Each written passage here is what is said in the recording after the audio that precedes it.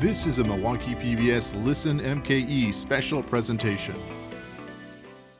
Hey Milwaukee, and welcome to another installment of Listen MKE titled Asian Americans Speak Out Against Hate and Bigotry. Thank you all for joining us. My name is Teran Powell, and I'm the race and ethnicity reporter at WUWM, Milwaukee's NPR. Listen MKE is a partnership between WUWM, the Ideas Lab at the Milwaukee Journal Sentinel, Milwaukee PBS, and the Milwaukee Public Library.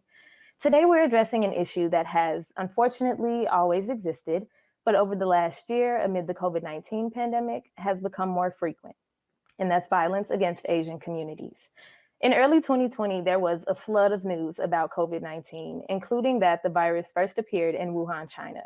There were white government officials that called it the Chinese virus, among other names, blaming the country and its people for what was happening globally. Some citizens have subsequently reacted violently toward all Asian people. There are examples of this in cities across the country, including right here in Milwaukee and communities across Wisconsin. And there's the latest attack against Asian people in the Atlanta area, where a white man murdered 8 people across 3 spas. 7 were women, 6 of them women of Asian descent. Today, we're going to talk about the rise in anti-Asian discrimination. I'm co-moderating this conversation with my colleague, Daphne Chen, data and investigative reporter at the Milwaukee Journal Sentinel. And we also have Dr. Chia Vang, UW-Milwaukee Interim Chief Diversity, Equity, and Inclusion Officer and Professor of History, State Representative Francesca Hong, Wisconsin's first Asian American state legislator, and Lo Neng Kiatoukaysy, Executive Director of the Hmong American Friendship Association. And so now I'm going to hand it over to Daphne to get us started with some questions. Yes, thank you, Teran, and thank you to our guests for being here in this space to process everything that has happened and has been happening. I was hoping to maybe first just share a little bit about myself and invite you guys to share a little bit about your background and what your identity, being Asian or Asian American, has meant to you all. Just because for me, it's not always been a comfortable identity. I grew up, the daughter of immigrants from China, in Dallas, Texas, in a very white school in a very white suburb. And for me, I think I leaned into the model minority myth, for survival, for acceptance. And so with my family, a lot of it has resulted in trying to reject that culture, trying to reject that identity, being resentful of being sent to school with Chinese food for lunch, or being resentful of having to learn Chinese. And it took me a long time to grow into my identity and realize how much I'd given up to assimilate into American culture. And so it was a little hard for me to process the shootings in Atlanta, for all the rise in Asian American violence this year, for all of these reasons. I'll jump in. Thank you so much for sharing that, Daphne. I echo a lot of what you said. I'm born and raised in Madison, Wisconsin. I am a proud daughter of Korean immigrants, so I identify as Korean American. And I think I too leaned into that model minority myth, and achievement was how I measured how much I belonged. A lot of my relationships, I tried to navigate white spaces without thinking too much about my own identity, with the sense that I always felt a little bit like I didn't belong, whether that was on the soccer field, in the hospitality industry, which is my background and has been my professional life for the past 15 years, in the classroom, and in social spaces. I think I've always been either the only woman of color, or the most accessible person of color. And then what that does is not only did that, bring on resentment from my own resentment to my own identity, I think it really made me try to I wasn't always aware of the struggles of other communities of color, because for me, assimilation always kind of took over. And so I did marry. My proximity to whiteness continues, right? My son is biracial. He's half white and half Korean, and I think navigating, what his identity is and how people perceive him is always at the back of my mind as well. And with this rise in Asian American with this rise of anti-Asian hate that has always existed, as mentioned before. It's really difficult right now to process how to continue to navigate and really how to represent the diverse voices of Asian lived experiences in Wisconsin, and how best to do that, I think, is to not only lean into my own identity, but really reach out to those diverse lived experiences and know that the Hmong experience, the Vietnamese experience, the Filipino experiences, the vast diaspora of Asian American experiences in this country is really connected and rooted in fighting against white supremacy culture. And I'm hoping that we can discuss that narrative further today. My name is Lo Neng Kiatoukaysy. I'm the director for the Hmong American Friendship. I'm a product of the Vietnam War. It's been really hard being Hmong in America. My father works for the CIA back in Laos, and during the migration from Laos to Thailand to United States, mom and 7 kids of us came to America in Arkansas, Little Rock, Arkansas in 1980. It wasn't until 3 years later, dad came to America. So it was a really kind of tough childhood. And being in Arkansas, very limited exposure to Asian. School was a bit tough there. There was a lot of misunderstanding, or I would say a lot of stereotype from my classmates toward me. And then when I was in high school, I moved to Minnesota. I went to an all-boys school in northern Minnesota, and that was kind of hard too, because back in the late 80s, not too many people in that area are exposed to Asian, and being the only Asian in a small town, 600 people, there's a lot of questions asked. I'm sure it's innocent questions, and sometimes hurtful. But I lived with some of those guys for 4 years in a certain prep, and then now we're like brothers and best friends. So I endure quite a bit of stereotyping, and I myself, not so innocent too. I do have stereotype on other race and the past, and as we grow older, we tend to think better, and also in concern of our children, we tend to be better so that we can be a good example of our children. In the incident that happened in Atlanta and also in California, that deeply saddened me, because we all are immigrants to America, and for such tragedy to happen, it kind of brings me back to those days and said, how could we make it better?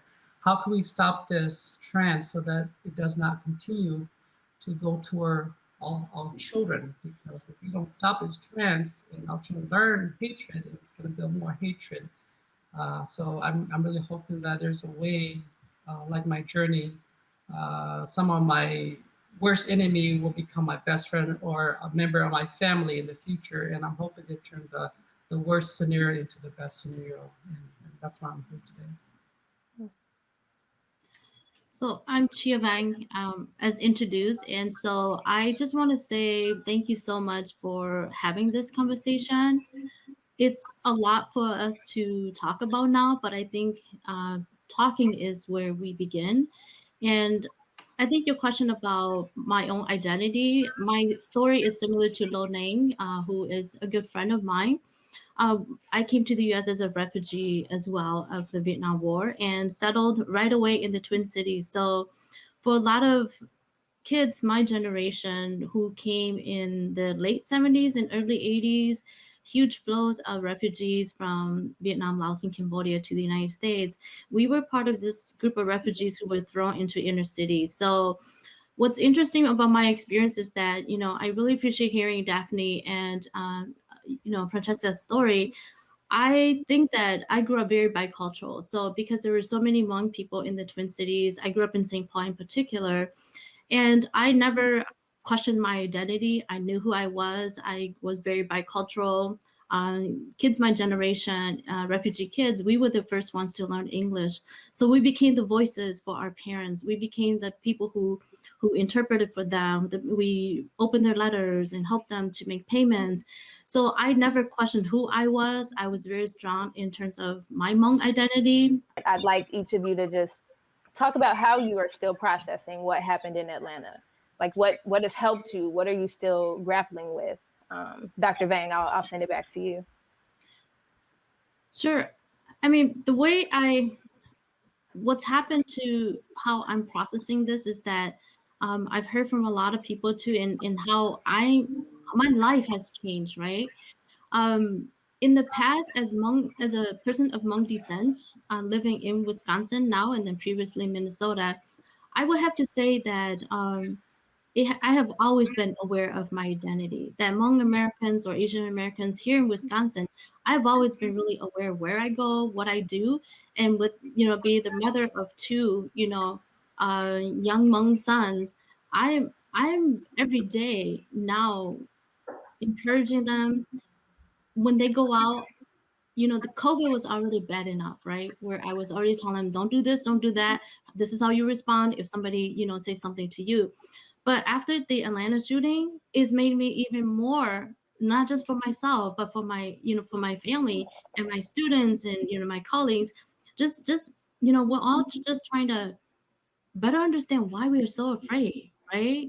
We're so afraid because it can happen anywhere, and it has happened in spaces that you never think it would happen. So for me, it has been really troubling because now I and my colleagues and other Asian people of Asian descent, we're afraid to walk down the block without being aware. We're going to the grocery store. You're thinking about, okay, I have to make sure, is somebody watching me? I'm just much more aware than I ever been before. I was before, but so much more now than ever. Francesca.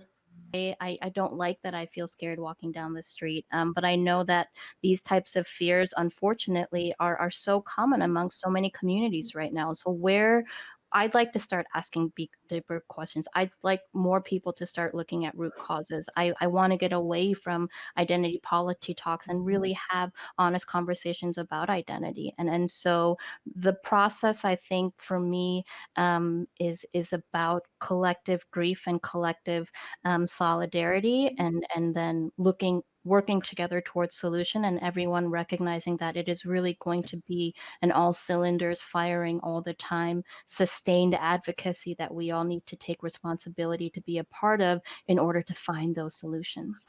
Mm-hmm.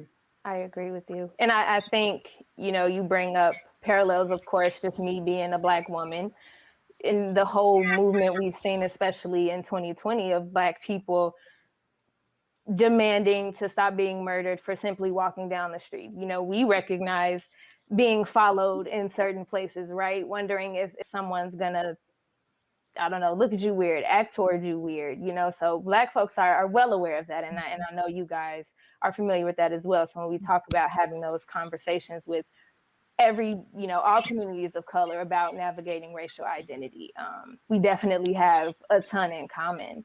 And so the next part of my question, I'll send it to you, Lo Neng, because I think you kind of touched on this a little bit in your first answer. How did we get to this moment, to Atlanta, to the moment in California? What contributed to this? I'm still kind of shaken and shocked by it. You never think that you will see something like this in the United States today. It's like a roller coaster. It just doesn't stop. With Black Lives Matter, the protests, it rolls into the Asian. It's saddening to see. The question is that what are we gonna do to stop this? This is crazy. At the same time, it makes me angry. At the same time, I want to reach out and educate people. I want to reach out and share people that there's a way to communicate with each other than doing all these kind of crazy stuff. When communities are pitted against each other, when we don't recognize that white supremacy impacts white people as well, that if we continue to be complacent in thinking that representation is enough, we will never get better. Representation is not enough. Race, class narratives, and racial identity and education about the role of race in the history of this country needs to be ubiquitous in the educational institutions, need to be ubiquitous in political systems. We have to concurrently shift culture in order to shift laws and regulations. And I think that being the first, a lot of people ask me about that, and I always answered with, it's nothing unless I'm the last. And I think that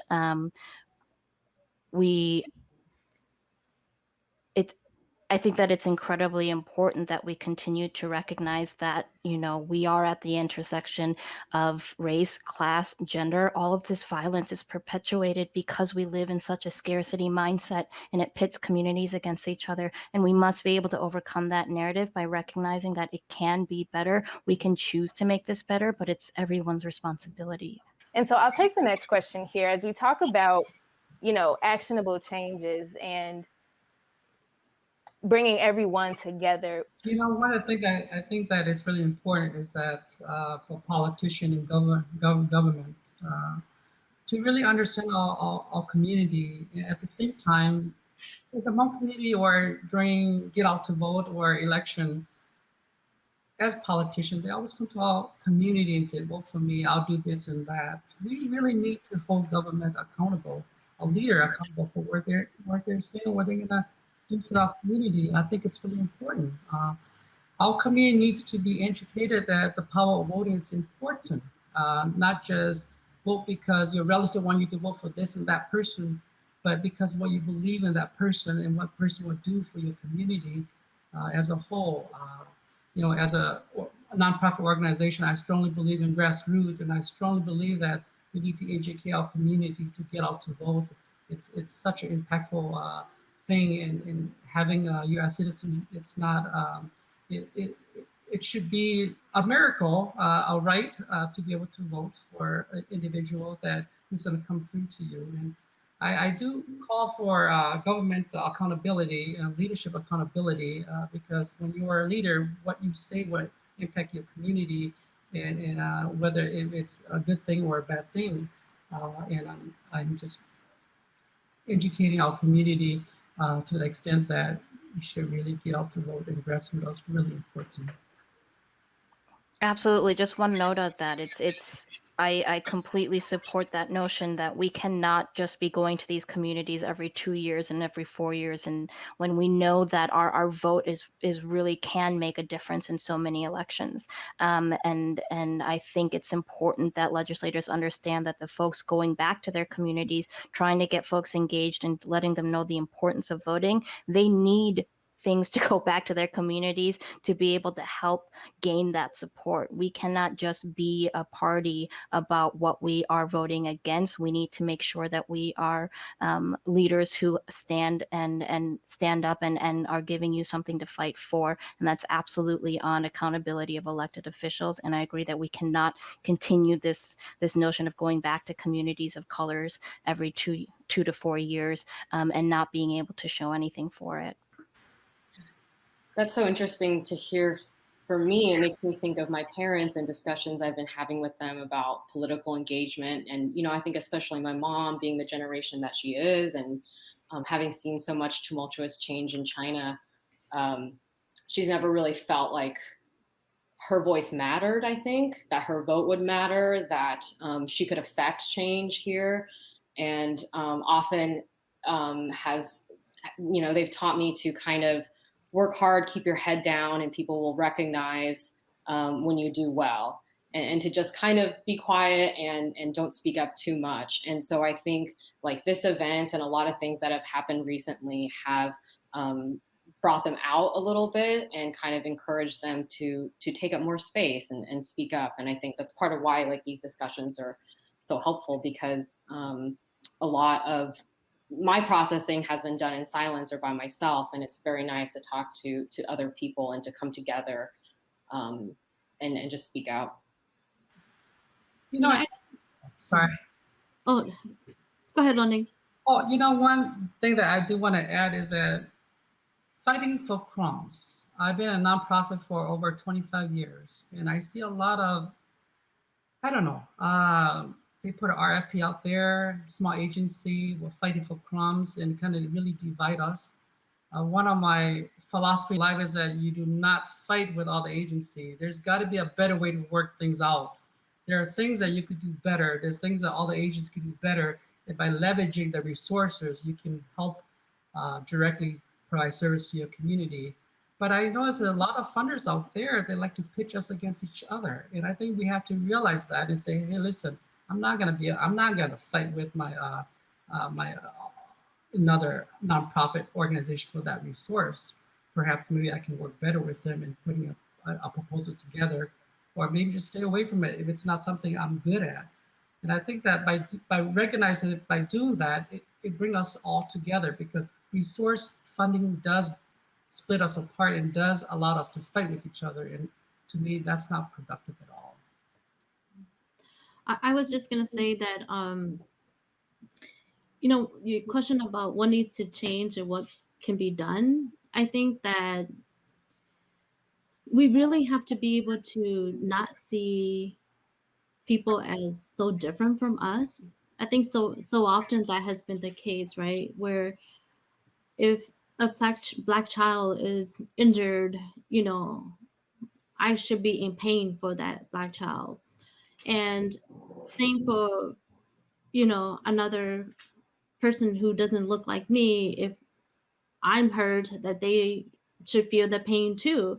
So I think that so often we hurt when it's people who look like us. That's been, I think, one of the biggest challenge in our society. And that's why even like in the Asian American community, when many did come out, many are part of Black Lives Matter movements around the country too, and our Hmong community as well.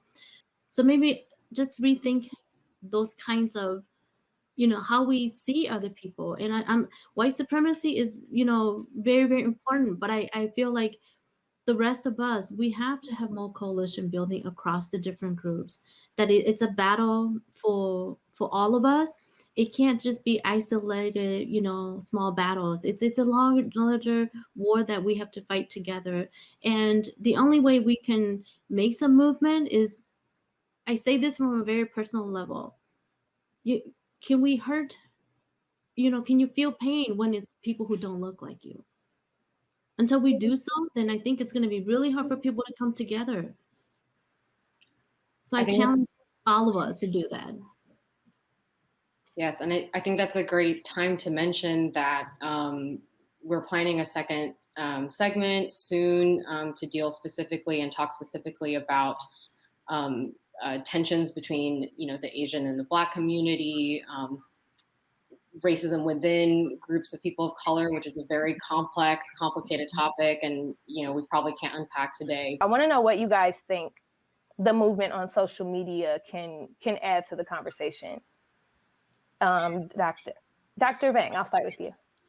Sure. Well, I think that's, I'm so pleased to see so many people engaged, right, on social media. But I also hope that it's not just sitting in our homes and engaging in social media, that we do take action when we're out in the field, when we're going shopping, all of us, we need to take care of each other. And that I think it's really important to not just be aware, but then to be willing to take some action. So I'll just leave it with that. It is an incredibly difficult time for everyone in the country globally. But when you add, another layer of anti-Asian hate in particular, but all the other incidents as well, it makes it a very, very intense moment for us to exist. And I think for me, again, social media is great, but it can't just be in social media. That people have to take action on the ground, in our spaces, in our neighborhoods. We can't be complicit. Lo Neng?